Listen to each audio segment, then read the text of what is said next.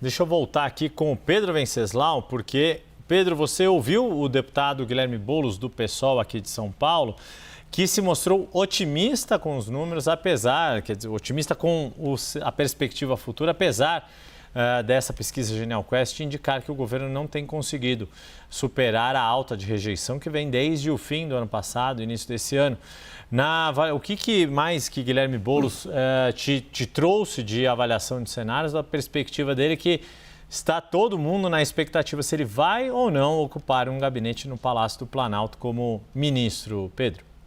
Pois é, o Guilherme Boulos conseguiu olhar o copo meio cheio nessa leitura que ele fez, né? Porque no momento que muita gente vê esse como o pior cenário no governo Lula desde que ele assumiu o seu primeiro mandato presidencial, o Boulos avalia que nesse momento as pessoas estão observando a questão econômica, estão observando o quadro geral, mas sem aquele aspecto eleitoral, que a chavinha do modo eleitoral vai ser virada em 2026. E o que é exatamente essa chavinha? Em 2026 começa o debate sobre polarização.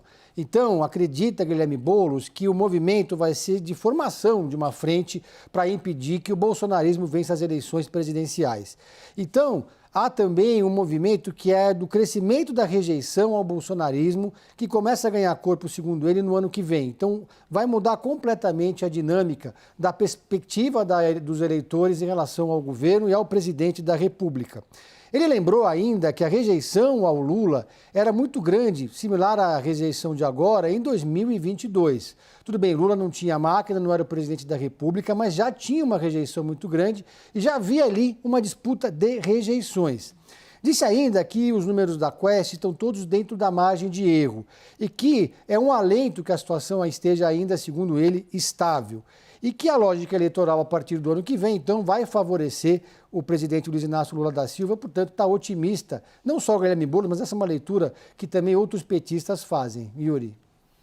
Obrigado nada, Pedro. Você tem mais apuração com o Guilherme Boulos, porque ele decidiu fazer uma espécie de caravana. Caravana era um termo muito típico de Lula antes de ser presidente, quando passava uma eleição presidencial, começava as caravanas da cidadania, circulava o país todo e tudo mais.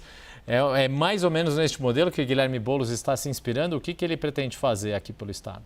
Exatamente. Quando eu telefonei para ele, ele atendeu na estrada, estava indo para São José do Rio Preto, aqui no interior de São Paulo. Começou pelo mais difícil, porque o interior de São Paulo resiste muito à esquerda. É um ambiente muito conservador, né? O Lula nunca venceu numa cidade como São José do Rio Preto. Mas a ideia, segundo o Guilherme Boulos, é visitar os 27 estados, pelo menos 15 até agosto.